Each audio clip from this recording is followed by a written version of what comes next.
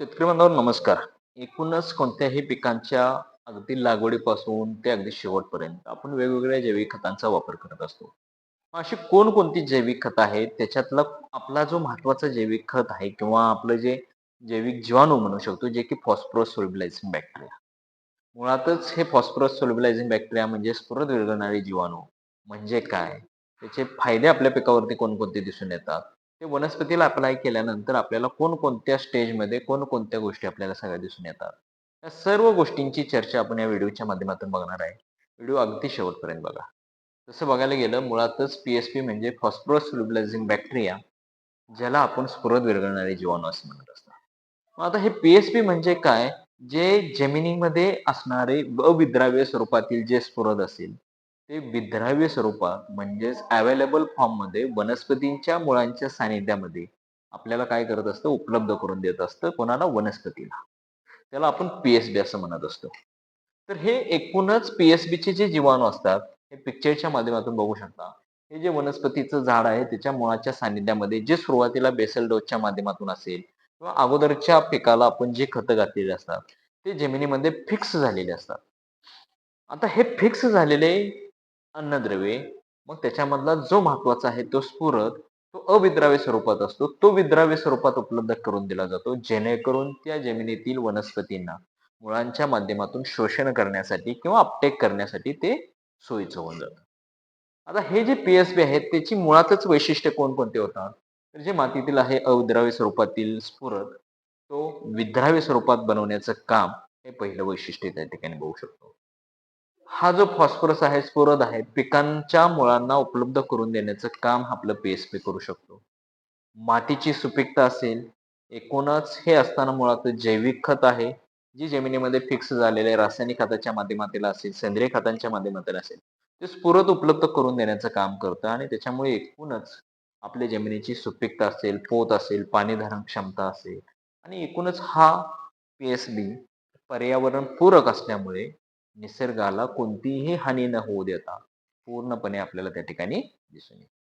आता हे जे पी-एस-बी आहे त्याचं महत्त्व काय आहे? तर हा जो फॉस्फरस आहे, तो आपल्याला अविद्राव्य स्वरूपातील विद्राव्य स्वरूपात मुळांच्या सान्निध्यामध्ये उपलब्ध करून देण्याचं काम हे पी-एस-बी करत असतं. आणि फक्त स्फुरदच नाही, की त्याच्याबरोबर कॅल्शियम, लोह, ॲल्युमिनियम फॉस्फेट हे सुद्धा अन्नद्रव्य उपलब्ध करून देत असतं. त्याचबरोबर मुळांची वाढ सुधारतं. जी जमिनीमधली आपला प्लॉटमधली जी झाडं असतील, वनस्पती असेल, तर एकूणच त्यांच्या मुळांची वाढ चांगल्या पद्धतीने करण्यासाठी मदत करतं. पुढे भविष्यामध्ये झाडांची वाढ वाढून आपल्याला उत्पादन त्या ठिकाणी वाढलेलं दिसून येतं. फुलधारणा असेल, फळधारणा असेल, फळांची साईज असेल, त्या सर्व गोष्टी आपल्याला त्या ठिकाणी दिसून येतात. त्याचबरोबर मातीची सुपीकता वाढवतं. म्हणजे असताना जैविक खत आहे, जे जमिनीमधलं असणारं स्फुरद, ते उपलब्ध करून दिल्यामुळे जे जमिनीमध्ये असणारी पोषक तत्वांची जी उपलब्धता आहे, ते चांगल्या पद्धतीने वाढवून जमिनीची जी सुपीकता आहे, त्या ठिकाणी आपल्याला वाढते. रासायनिक खतांची जी गरज आहे ते कमी करतं. सुरुवातीच्या स्टेजला अगोदरच्या पिकांना जी शेणखत, रासायनिक खतांच्या माध्यमातून दिलेली जी अन्नद्रव्ये असतात, त्यातील काही अन्नद्रव्ये पिकं काय करत असतात? ॲब्सॉर्ब करत असतात, शोषून घेत असतात. पण राहिलेली जी अन्नद्रव्ये आहेत ते जमिनीमध्ये फिक्स होत असतात आणि राहिलेले फिक्स झालेले अन्नद्रव्ये ते जमिनीला किंवा वनस्पतीला उपलब्ध करून देण्याचं काम हे पी-एस-बी करतं. त्याच्यामुळे एकूणच रासायनिक खतावरती जे आपलं असणारं अवलंबित्व आहे, ते कमी केल्यामुळे आपला खर्च सुद्धा त्या ठिकाणी कमी होणार. पोषक द्रव्यांची उपयुक्तता वाढवते. स्फुरद बरोबर आपलं नत्र, स्फुरद, पालाश, झिंक, आयर्न, बोरॉन या अन्नद्रव्यांचं सुद्धा उपलब्धता वनस्पतींच्या मुळांच्या सानिध्यामध्ये वाढवण्याचं काम हे पी-एस-बी करत असतं. मुळातच हे पर्यावरण सुरक्षित आहे, जैविक खत आहे, जे सूक्ष्मजीव आहे, ते सूक्ष्मजीवाच्या माध्यमातून बेनिफिट्स भेटतात आणि एकूणच आपल्या जमिनीवरती असेल किंवा आपल्या प्लॉटवरती असेल, कोणतीही हानी न होऊ देता हे पर्यावरणपूरक त्या ठिकाणी आहे. त्याचबरोबर वनस्पतीमध्ये दुष्काळ आणि ताण सहन करण्याची क्षमता त्या ठिकाणी निर्माण होऊ शकते. का? तर मुळातच ह्या पी-एस-बीमुळे जमिनीतली जी वनस्पती असेल, त्या वनस्पतींच्या मुळांची वाढ असेल किंवा पाणी असेल किंवा पोषण द्रव्याचं जे शोषण आहे, ते एकूणच आपल्याला त्या मुळांच्या माध्यमातून होऊ शकतं आणि त्याच्यामुळं शक्यतो ती झाडं, ती वनस्पती कोणताही दुष्काळ असेल किंवा पाण्याचा ताण असेल, तर त्यांना सहन करू शकतात. रोगप्रतिकारक जी क्षमता असेल ते वनस्पतीमध्ये वाढलेली दिसून येते.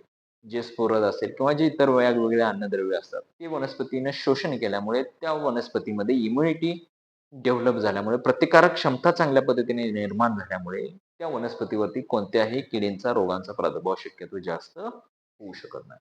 सेंद्रिय शेतीसाठी सगळ्यात महत्त्वाचे जे की पी-एस-बी असेल, ट्रायकोसुडो, रायझोबियम असेल, अझोटोबॅक्टर असेल, अझोस्पिरिलम असेल, अशी वेगवेगळी जैविक खतं असतात की ती तुम्ही वापरू शकता आणि मुळातच सेंद्रिय पिकांचं उत्पादन घ्यायचं असेल तर त्या ठिकाणी आपल्याला हे पी-एस-बी चांगलं पडू शकतं.